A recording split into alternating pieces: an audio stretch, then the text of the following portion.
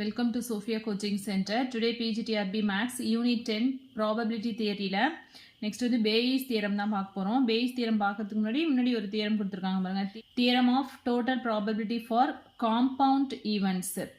Number of events வந்து அதிகமா இருந்தது அப்படின்னா அதுல வந்து எப்படி வந்து total probability find out பண்றது அப்படிங்கறது பார்க்க போறோம். So A1, A2 and so on, A and B subsets of a sample space. Sample ஸ்பேஸில் உள்ள ஈவெண்ட்ஸ் இது எல்லாமே வந்து A1, A2 and so on, ஏஎன்லாம் வந்து ஈவெண்ட்ஸ், இது வந்து சப்செட்ஸ்னு எடுத்துக்கோம். சாம்பிள் ஸ்பேஸோட subspace. Each AI is a proper subset of S. எல்லாமே வந்து என்ன அப்படின்னு சொன்னாக்கா ப்ராப்பர் சப்செட். ஆல்ரெடி உங்களுக்கு தெரிஞ்சிருக்கும் இம்ப்ராப்பர் சப்செட் அண்ட் ப்ராப்பர் சப்செட்னா என்ன அப்படின்னு. ஸோ ஈச் ஏஐ எல்லா இதில் உள்ள A1, A2 எல்லாமே வந்து என்ன அப்படின்னு சொன்னாக்கா ப்ராப்பர் சப்செட்டாக இருக்கும். And AI is a contained in S. So S தான் வந்து சூப்பர் செட்டாக இருக்கும். ஏஐ வந்து என்ன அப்படின்னு சொன்னாக்கா not equal to S. So இந்த கண்டிஷனை தான் நம்ம என்ன சொல்லுவோம் அப்படின்னா ப்ராப்பர் சப்செட் அப்படின்னு சொல்லுவோம். ஸோ இது இந்த சப்செட் எல்லாத்துக்கும் யூனியன் போட்டோம் அப்படின்னா நமக்கு என்ன கிடைச்சிரும் அப்படின்னா எஸ் கிடைச்சிரும். ஓகேவா, எஸ் கிடைக்கும். பட் ஏஐ வந்து என்ன அப்படின்னா எஸ்க்கு ஈக்குவலாக இருக்காது. The subsets AI are pairwise disjoint. Pairwise disjoint அப்படின்னா என்ன அப்படின்னா A1 intersection A2 போட்டோம் அப்படின்னா நமக்கு என்ன கிடைக்கும் எம்டி. அதாவது A1க்கும் A2க்கும் இடையில காமன் எலமெண்ட்ஸ் இருக்காது. அதே மாதிரி A2, A3 போட்டோம் அப்படின்னா commons, that is I not equal to J. இந்த கண்டிஷனில் I வந்து 1, J equal to 2னா A1 intersection A2 வந்து equal to empty. B is any event then P of B குள்ள ஃபார்முலா. ஸோ இதுதான் வந்து நம்ம கண்டிஷனல். அடுத்து வந்து பேஸ் தியரத்தில் பார்ப்போம். P of B வந்து எப்படி ஃபைண்ட் அவுட் பண்ணுறது அப்படின்னா summation I equal to 1 to n P of AI. First வந்து P of AI find out பண்ணிட்டு next P of B given AI. இது ஆல்ரெடி நம்ம பார்த்தது தான். P of B given AI என்ன, AI வந்து ஆல்ரெடி நடந்த ஈவெண்ட். கண்டிஷனல் ப்ராபபிலிட்டியில் படிச்சிருப்போம்ல. P of B given AIனா ஏஐல பியோட ப்ராபபிலிட்டி என்ன அப்படின்னு பார்க்குறது தான் conditional probability. So P of B வந்து எப்படி ஃபைண்ட் அவுட் பண்ணா summation I equal to 1 to n P of AI into P of B given AI. when P of AI வந்து not equal to 0, I equal to 1 to and so on. So இப்போ Bayes theorem இது வந்து very very important theorem. Bayes தியரத்துலேருந்து question ரெகுலராக கேட்டுட்டு இருக்காங்க. So இதெல்லாம் வந்து ஆல்ரெடி ஸ்டாட்டிஸ்டிக்ஸில் இருந்த சிலபஸ் தான். If E1, E2 and so on, En are mutually disjoint events. So இந்த வேர்டிங்ஸ்லாம் very very important. Mutually disjoint events with P of A not equal to 0, then for any arbitrary event A which is subset of union I equal to 1 to n EI. E1, E2 and so on, எல்லாம் வந்து என்ன அப்படின்னா mutually disjoint ஈவெண்ட்ஸாக இருக்குது. With P of A அதோட probability வந்து not equal to 0. Then for any ஆர்பிட்ரி event A, ஏதோ ஒரு event choose பண்ணுறோம், அது வந்து எதோட சப்செட்டாக இருக்குது அப்படின்னா யூனியன் EAயோட சப்செட்டாக இருக்குது. such that P of AI greater than 0 we have P of EI given A. ஏங்கிறது ஆல்ரெடி முடிஞ்ச ஈவெண்ட். அதில் வந்து ப்ராபபிலிட்டி EI வந்து நம்ம ஃபைண்ட் அவுட் பண்ண போகிறோம். ஸோ இதுதான் வந்து என்ன அப்படின்னா பேஸ் தியரம் ஃபார்முலா. ஸோ இதை பேஸ் பண்ணி தான் வந்து சம்ஸ் நம்ம கேட்பாங்க.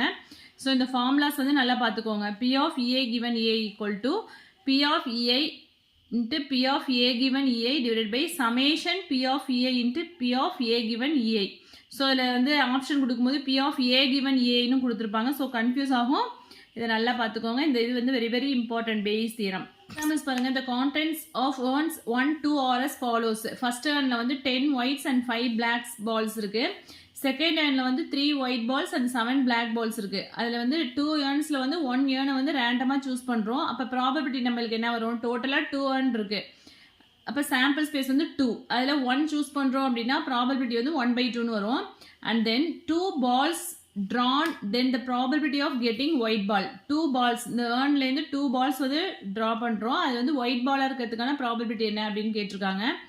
ஸோ ஃபஸ்ட்டு வந்து காம்பவுண்ட் ப்ராபபிலிட்டிக்கு ஒரு ஃபார்முலா பார்த்தோம்ல, அதை பேஸ் பண்ணி தான் இதை நம்ம போடணும். ஸோ நமக்கு ஃபார்முலா என்ன, P of B equal to summation P of AI into P of B given AI. இங்கே 2 ஏர்ன் இருக்கிறதுனால P of A1 into P of B given A1 plus P of A2 P of B given A2. P of A1ங்கிறது என்ன, first ஏர்னை choose பண்ணுறதுக்கான probability. So டோட்டலாக 2 earn இருக்குது. ஒரு ஏர்னை choose பண்ணுறோம் அப்படின்னா 1/2ன்னு வந்துடும்.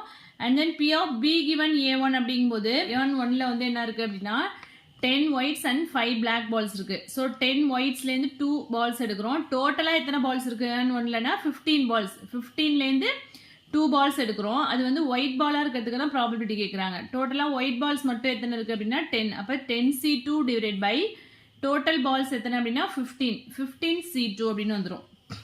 So 10C2 by 15C2 plus urn 2 probability of A2 அப்படிங்கும்போது அதுவும் வந்து 2 ஏர்ன்ஸ்லேருந்து ஒரு ஏர்னை சூஸ் பண்ணுறோம் அப்படின்னா 1/2ன்னு வந்துடும். And P of B given A2 அப்படிங்கும்போது இதுவுமே ஒயிட் பால் தான் சூஸ் பண்ணுறோம். ஸோ டோட்டல் பால்ஸ் வந்து எத்தனை அப்படின்னா 3 ஒயிட்ஸ் அண்ட் 7 பிளாக் பால்ஸ். இப்போ டோட்டலாக வந்து 10. இப்போ டினாமினேட்டரில் 10C2 வந்துடும்.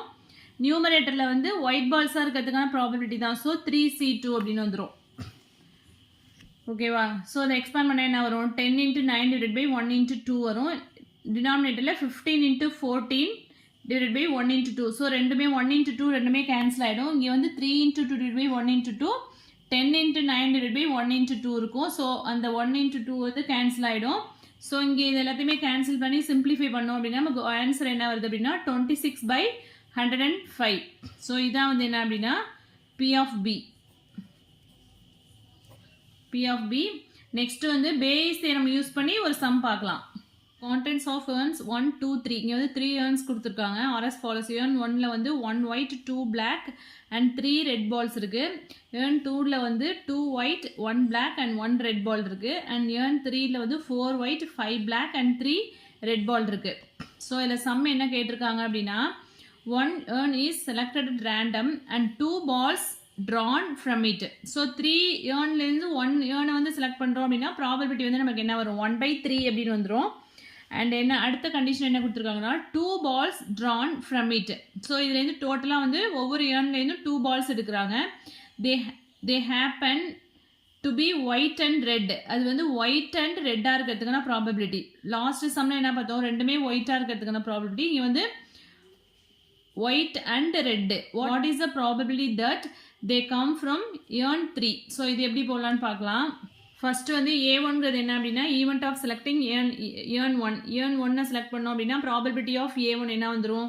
P ஆஃப் A1 வந்து நமக்கு என்ன வந்துடும் அப்படின்னா 1/3. ஏன்னா டோட்டல் ஏர்ன்ஸ் வந்து 3 இருக்குது. அதுலேருந்து A1 மட்டும் சூஸ் பண்ணுறோம். அதே மாதிரி P ஆஃப் A2 அப்படிங்கும்போது அதுவும் 1/3 தான் வரும். அதே மாதிரி P ஆஃப் A3 அப்படிங்கும்போது அதுவும் 1/3 தான் வரும். இப்போ Bங்கிறது என்ன அப்படின்னா இதான் நம்ம ஃபைண்ட் அவுட் பண்ண போகிறோம். Event of selecting drawing 1 white and 1 red ball. அதுதான் வந்து P ஆஃப் B. ஸோ நம்ம என்ன ஃபைண்ட் அவுட் பண்ணோம் அப்படின்னா அது வந்து தேர்ட் ஏர்னில் கிடைக்கிறதுக்கான ப்ராபபிலிட்டி. தேர்ட் ஏர்ன் அப்படிங்கும்போது A3. அப்போ to find P of A3 given B தான் இப்போ நம்ம ஃபைண்ட் அவுட் பண்ணோம். ஃபர்ஸ்ட் வந்து கொஸ்டினை வந்து அண்டர்ஸ்டாண்ட் பண்ணிக்கோங்க. ஃபர்ஸ்ட் Bங்கிறது என்ன அப்படின்னா ஒயிட் அண்ட் அதாவது event of selecting 1 white and 1 red ball. அந்த 1 white and 1 red ball வந்து எந்த ஏர்னில் இருக்கணும் அப்படின்னா தேர்ட் ஏர்னில். அப்போ வந்து P of A3 given B. Bங்கிறது ஆல்ரெடி நடந்த ஈவெண்ட். அதுலேருந்து நம்ம A3 அதாவது தேர்ட் ஏர்னில் அது இருக்கிறதுக்கான ப்ராபபிலிட்டி பார்க்க போகிறோம். ஸோ இது வந்து ஒரு டேபிள் மாதிரி போட்டிங்க அப்படின்னா உங்களுக்கு கொஞ்சம் ஈஸியாக இருக்கும். இப்போ நம்ம என்ன ஃபைண்ட் அவுட் பண்ணோம் அப்படின்னா P of A3 given B தான் ஃபைண்ட் அவுட் பண்ணணும். ஸோ ஃபஸ்ட்டு வந்து என்ன ஏர்ன் மொத்தம் எத்தனை இருக்குது? ஐன்னு எடுத்துட்டோம் அப்படின்னா first urn, second urn, third urn. So P of AI அப்படிங்கும்போது P of A1 that is 3 urns இருக்குது. அதில் ஃபஸ்ட் இயர் அப்படிங்கும்போது அதோட ப்ராபபிலிட்டி 1/3, செகண்ட் இயரில் 1/3, தேர்ட் இயரும் 1/3 தான் வரும். P of B given AI அப்படிங்கிறது என்ன அப்படின்னா ஃபஸ்ட்டு வந்து P of B given A1. இதில் வந்து என்ன அப்படின்னா ஃபஸ்ட்டு A1 அப்படிங்கும்போது ஃபஸ்ட்டு இயரில் வந்து டோட்டலாக நம்மளுக்கு எத்தனை பால்ஸ் இருக்குது அப்படின்னா 1 white and 2 black and 3 red balls இருக்குது. நமக்கு என்ன கேட்டிருக்காங்க அப்படின்னா அது வந்து 1 white and 1 red ball இருக்கிறதுக்கான ப்ராபபிலிட்டி தான்.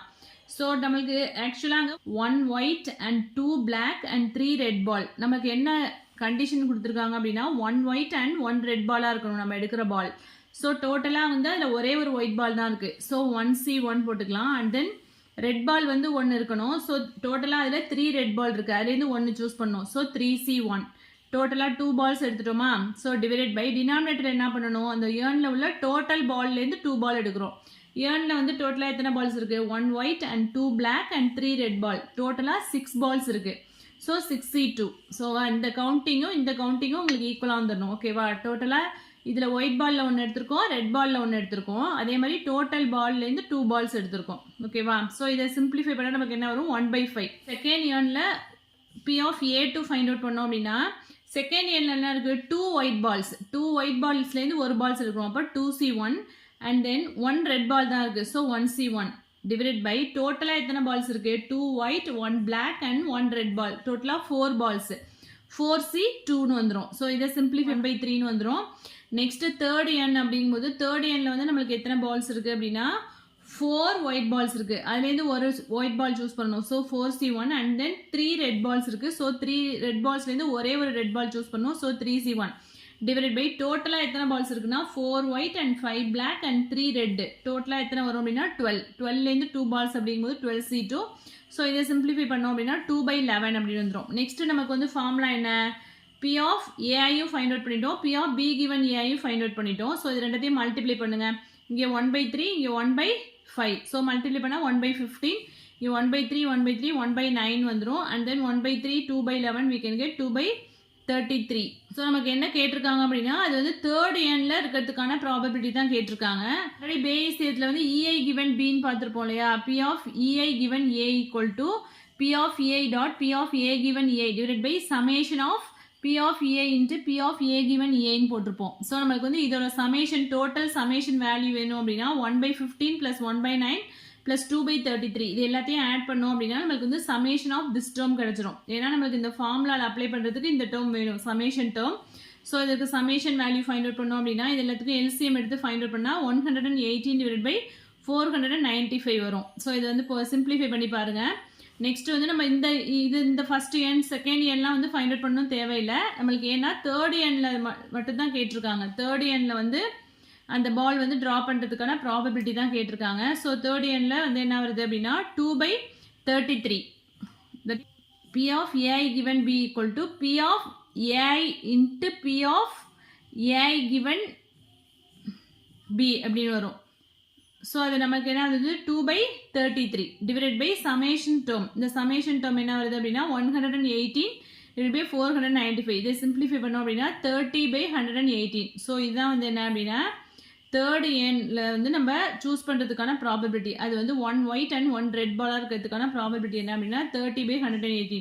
ஃபஸ்ட்டு பார்க்கும்போது இது கொஞ்சம் கன்ஃபியூஸ் ஆகிற மாதிரி இருக்கும். ஸோ இந்த சம் வந்து போட்டு பாருங்கள். ஸோ உங்களுக்கு வந்து இது மாதிரி டேபிள்ஸ் போடும்போது இன்னுமே வந்து கன்வீனியண்ட்டாக இருக்கும் இந்த சம். ஓகேவா? ஸோ உங்களுக்கு வந்து ப்ராபபிலிட்டியை பொறுத்த வரைக்கும் வந்து 10th புக்கில் நிறைய ப்ராபபிலிட்டி சிம்பிள் சம்ஸ்லாம் இருக்கும். அதே மாதிரி +1 புக்கில் வால்யூம் 2ல் வந்து ப்ராபபிலிட்டி ரிலேட்டடாக நிறைய சம்ஸ் இருக்குது. ஸோ பேசிக்கே எனக்கு தெரியாது அப்படிங்கிறவங்க அந்த புக்கை வந்து ரெஃபர் பண்ணுங்கள். அதில் நிறைய சம்ஸ் போட்டு பார்த்தீங்க அப்படின்னா உங்களுக்கு வந்து ப்ராபபிலிட்டி ரொம்ப ஈஸியாக இருக்கும். ஓகேவா? ஸோ நெக்ஸ்ட் சாப்டர் வந்து நெக்ஸ்ட் வீடியோவில் பார்க்கலாம். Probability function, that is random variable, அதெல்லாம் வந்து நெக்ஸ்ட் வீடியோவில் பார்க்கலாம். இதில் எதுவும் டவுட்ஸ் இருந்தது அப்படின்னா கமெண்ட் செக்ஷனில் கமெண்ட் பண்ணுங்கள். என் வீடியோ பிடிச்சினா லைக் பண்ணுங்கள், ஷேர் பண்ணுங்கள், சப்ஸ்கிரைப் பண்ணுங்கள். தேங்க்யூ.